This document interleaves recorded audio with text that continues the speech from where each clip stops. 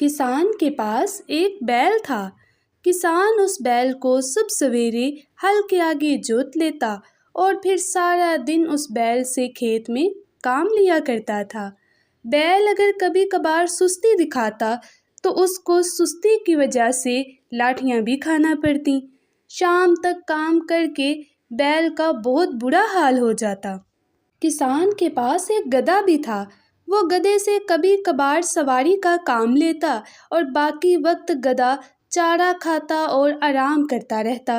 बैल गधे को इतने मज़े में देखता तो बहुत उदास हो जाता। एक दिन उससे कहने लगा, गधे भाई, मैं तो काम कर कर के थक गया हूँ।